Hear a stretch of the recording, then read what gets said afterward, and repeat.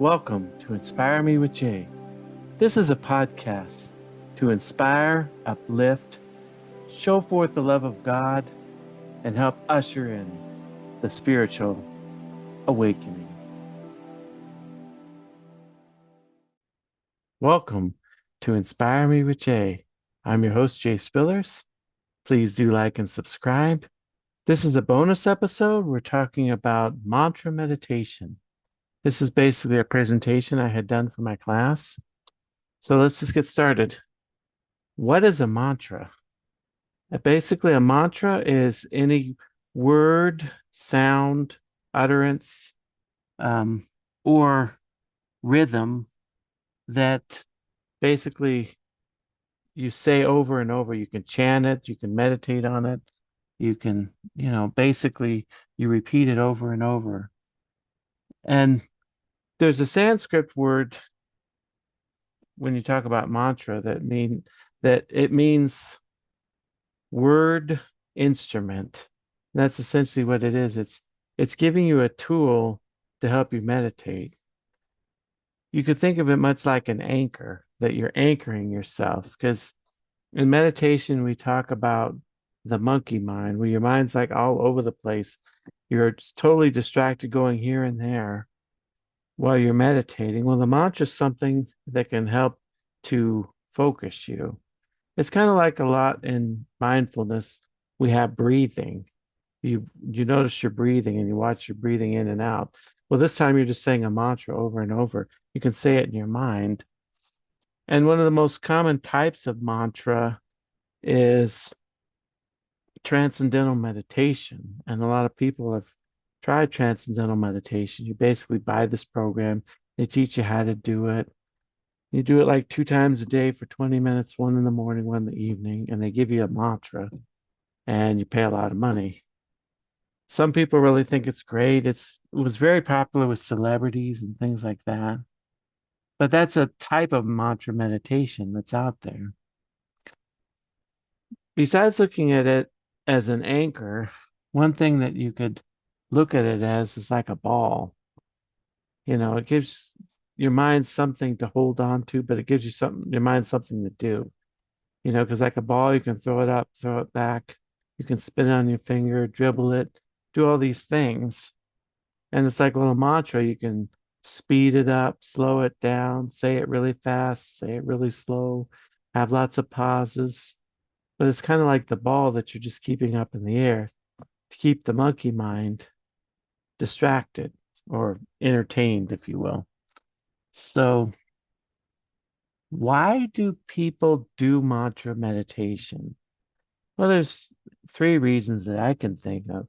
One is it can help to relax you because all you got to do is just say your mantra over and over in your mind. So it helps people to relax. Some claim that it helps you to, as you do it enough and your mind kind of zones out, you kind of go to a higher level of consciousness or awareness. And so that's why some people do it to sort of get to a higher state of awareness as you're kind of doing the zone out. Um, a third reason that people do it is it's incredibly easy. So you don't really have to do much. You don't have to be sitting there, you know, thinking about, oh, should I do this? Should I do that? Should I visualize? Should I go here with it? It's like all I got to do is just say this word over and over and over.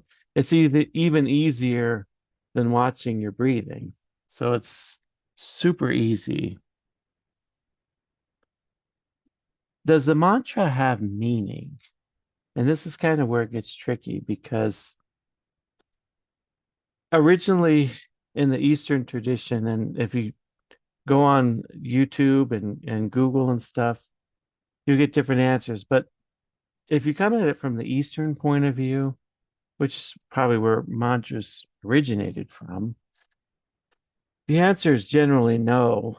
It's just supposed to be like a meaningless sound or utterance that you're making, but it kind of puts you in a rhythm, gives you something to do. So generally, they don't want a meaning because they say the meaning will distract you because you'll start thinking about what the word means. So in the Eastern context, no. In the more Western context, mantras can and often do have meaning, and they don't see any problem with that. So it kind of just depends on which perspective you're coming from. And if you're coming from it that it can have meaning, you absolutely can know what it means. So are there mantras similar to affirmations? And it's basically goes to, how do you answer the first question? Can a mantra have meaning or should it be without meaning? And if you say that it can have meaning, well, then obviously it bears a lot of similarity to a affirmation, because a mantra can be a word or phrase that you say over and over, but usually to keep the flow going, because this is all you're doing, you want it to be relatively short. It could be like just like 2 or 3 syllables or one syllable, one word. So it's like for mantras, generally, the shorter the better, because you're just repeating over and over and over real fast, or sometimes fast. And affirmations can be a single word or a couple of words, but often a lot of times you'll see affirmations are very long phrases like, I am confident in my abilities and I am strong. Sometimes it can be very wordy. So if you're going to do a mantra like an affirmation, you probably want to have a very relatively short affirmation. Could be like a one word affirmation. One and some examples of mantra affirmations might be peace, love, joy, release, tranquility. Tranquility is one I really like. You say tranquility, tranquility. And sometimes it's good, like if you're doing a mantra affirmation, to let it go slow. But then, like if you start to see yourself getting close to sleep, you say tranquility, tranquility, tranquility. And that can be very helpful. See, when you have it as an affirmation, something where you know the meaning, then there might be the tendency to visualize and to ponder the meaning. Like if I'm saying tranquility, I might visualize what tranquility looks like. Does it look like being in a beautiful garden with a little stream flowing by? And if you're cool with having visualization as part of your mantra, then that might be totally fine. Obviously, if you just want to do the mantra and you're doing it more in the Eastern context, they don't really want you visualizing, because they think of that as a distraction. They think of that as not getting to your highest level of consciousness. So it's just a matter of perspective. Personally, I've never done mantras in that sense. I do affirmations, and I've done 1 or 2 3 word affirmations. So if I was to do a mantra, I'd do more of a affirmational, meaningful mantra. And I'm totally good with visualization. I like it. I don't have to visualize, but I have the option to. And I can ponder the meaning, like, what does tranquility mean to me? And it's okay if I go thinking about tranquility. It doesn't bother me, but you'd have to answer that for yourself. Do you want to ponder the mantra? Do you want to visualize the mantra? And so that's something to keep in mind. With mantras, you sort of have the mystical versus the practical. And it kind of goes back to the Eastern Western concept, because in the Eastern concept, they see it as being more of a mystical thing, that the mantra sort of puts you in a spiritual frame of mind. So it's more than just anchoring me. It is anchoring me, but it's more than that. So the mantra itself, the rhythm and sound going through my soul and spirit, kind of connect me to a higher consciousness in a sense. So it's more mystical.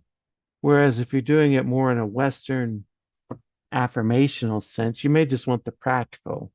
I just want the anchor. I want the ball to kind of toss around.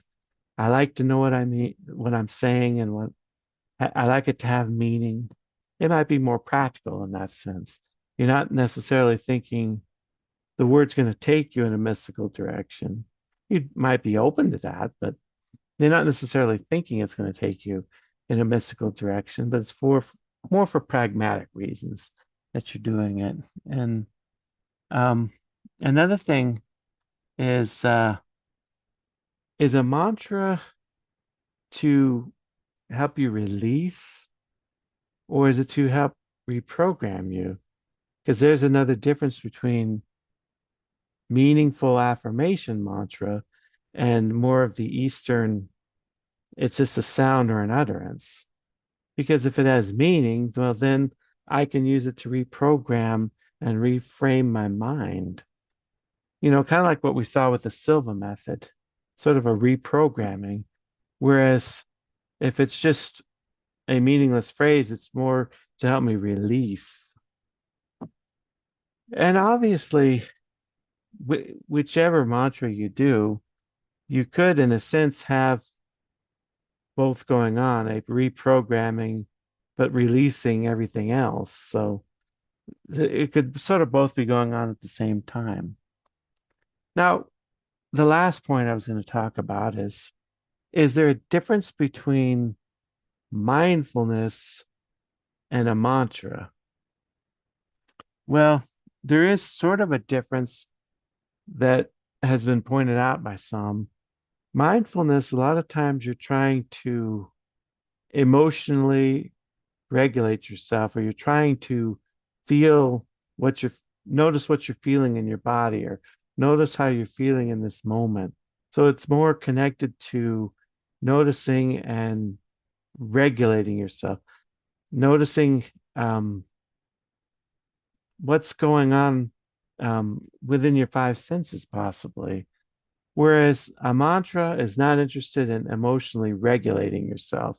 You're not trying to notice your feelings, detach as a third party and notice my feelings. A mantra, there's no emotional regulation. It's just the word, it's just the phrase, it's the utterance over and over and over that takes you into kind of that zoned out state.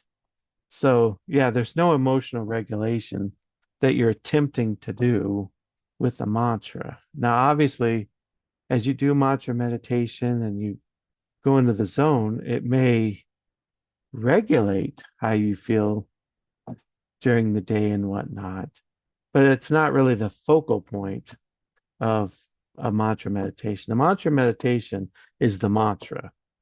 I don't want to know how I'm feeling in my body right now, or how this makes me feel when I think about this or that.